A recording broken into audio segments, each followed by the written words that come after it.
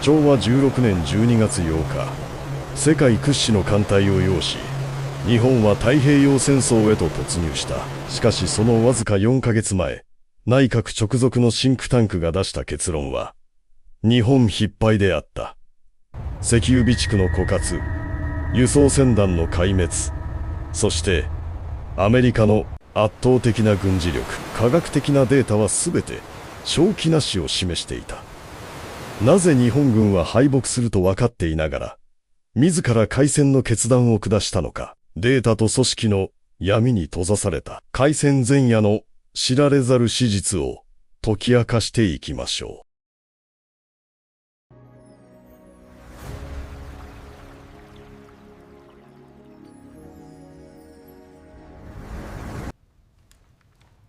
昭和16年8月、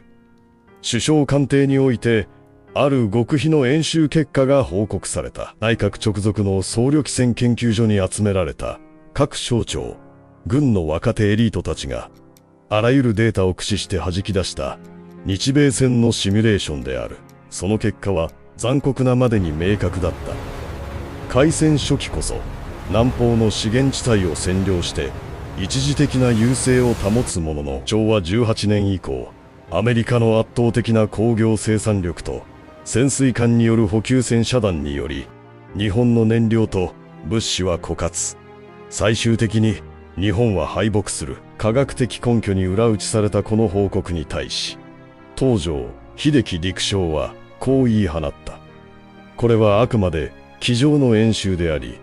実際の戦争には精神力や偶然の展開という予期せぬ要素が働く。冷徹なデータは、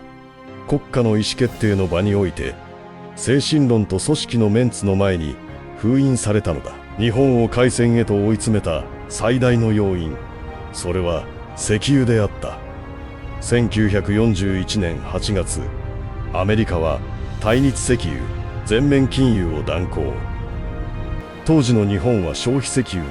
実に8割以上をアメリカに依存していた。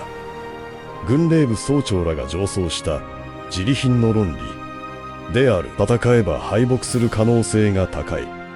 しかし、戦わなければ確実に破滅する。自利品の恐怖にとらわれた指導者たちは、客観的な勝算のない一か八かの賭け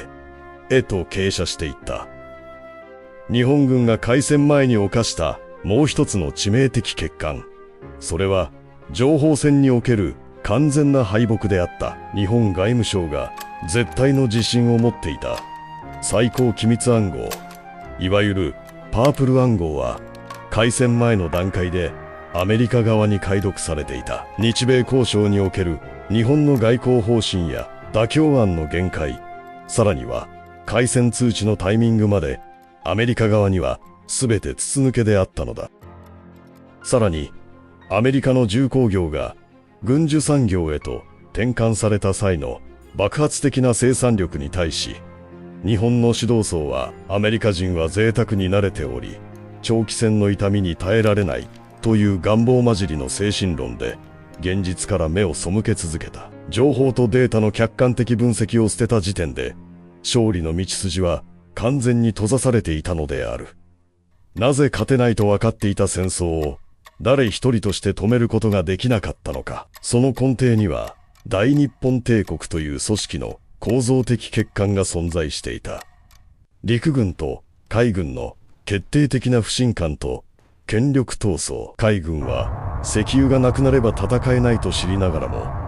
海軍はおじけづいたと言われることを恐れて開戦に反対できなかった。陸軍もまた日中戦争の泥沼から引くことができず、中国大陸からの撤兵という現実的な選択肢を英霊への不敬として排除した。個々の指導者は合理的な知性を持っていたにもかかわらず、組織全体としては開戦という不可逆の暴走を止める機能を失っていたのだ。データと客観的予測を無視し、願望と組織の都合を優先させた結果招いた太平洋戦争の惨劇。これは過去の歴史であると同時に、現代の組織や国家が陥りかねない集団思考の罠を鮮烈に物語っている。敗北を予測しながら止められなかった指導者たちの決断についてあなたはどう考えるだろうか。敗北を予測しながら暴走を止められなかった日本。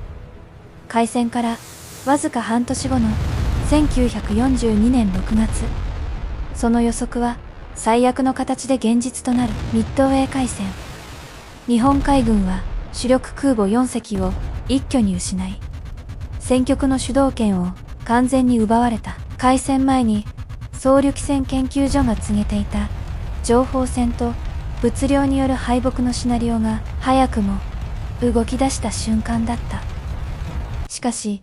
大本営が選んだのは軌道修正ではなく現実の隠蔽だった。未曾有の大敗を隠し、国民には大勝利と偽りの発表を継続。客観的データを捨て、自分たちが作った都合のいい嘘に逃避した組織は、自ら間違いを正す機会を完全に失ったのである。データを無視する組織の歪みは、現場の兵士たちへ血となって跳ね返った。南太平洋の激戦地、ガダルカナル島補給という数学的計算を大和魂で補おうとした結果、日本軍を襲ったのは敵の弾丸ではなく、猛烈な飢餓と病魔であった。撤退までに失われた約2万の命のうち、実に6割以上が餓死、病死、精神力さえあれば上に勝てるという指導層の非科学的な思考が無数の若者を地獄へと突き落とした。これは戦争というより補給を無視した組織による人災であった。なぜ勝てないと分かっていて撤退できなかったのか。その心理的泥沼を象徴するのが1944年のインパール作戦である。補給ルートが存在しない過酷な山岳地帯への進撃。現場の将校たちからは絶対に失敗すると反対の声が噴出していた。しかし、司令部を動かしたのは、これまで多くの犠牲を出した以上、今更引けないというサンクコストの呪縛と、組織のメンツだった。精神論で強行された作戦は惨敗。補給を断たれた兵士たちの遺体が延々と並ぶ、白骨街道という凄惨極まりない悲劇を生み出したのである。合理的な戦略を完全に失った指導層がたどり着いた最終地点。それが人間の命を作戦兵器として消費する神風特別攻撃隊であった。兵士の必死の覚悟に頼り、組織としての戦略的失敗を個人の犠牲で補う極限の暴走。見送る人々の祈りと涙に見守られ、爆音とともに若者たちは二度と戻れぬ大空へ向かって飛び立っていった。恐ろしいのは、この日人道的な作戦を発案した最高幹部たちの誰一人として自分が言い出したと責任を取らなかったことだ。命令ではなく空気と自発志願という体裁で推し進められた体当たり攻撃。上層部が保身のために責任を曖昧にする中、現場に押し付けられたのは死という絶対の命題だけであった。猛烈な対空砲火をくぐり抜け、敵艦へ肉薄する若者たち。出撃直前に残された言葉には、家族への深い愛と日本の未来を案じる切実な思いがあった。しかし、その尊い意志を利用し、死地へ追い詰めたのは最後まで責任を背負わない無責任な指導層だった。誰も拒否できない空気の中で数千の若い命が激しい炎の中に消えていく。誰も責任を取らないまま命を削り続ける構造。この巨大な無責任こそがあまりにも残酷な惨劇となって結実した瞬間だった。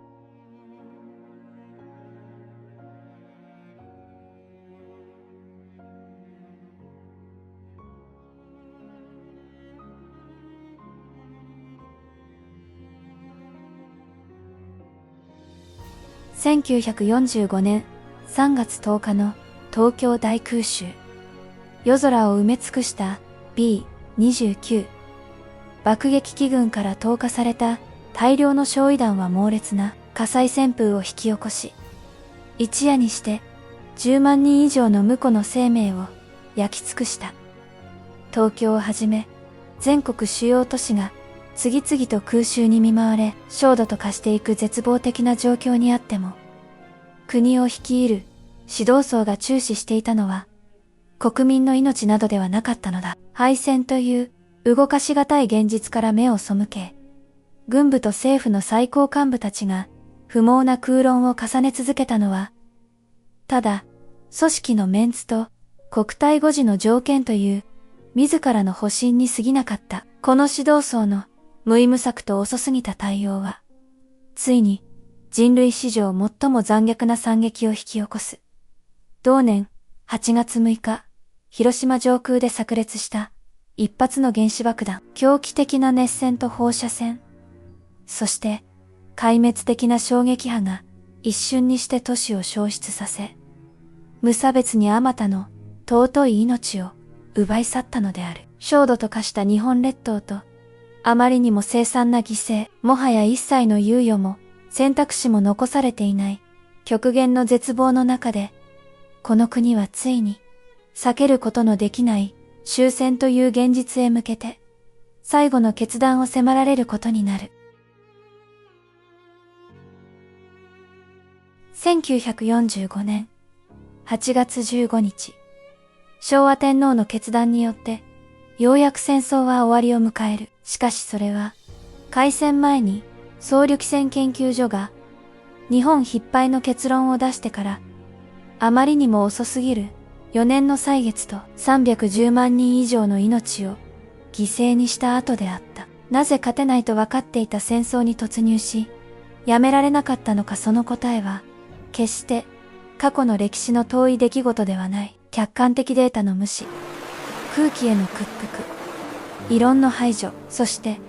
誰も責任を取らない構造。この集団思考の罠は今もなお私たちの組織や社会のあちこちに形を変えて潜んでいる。80年前、無謀な決断によって失われたあまたの命は今を生きる私たちに問いかけ続けているの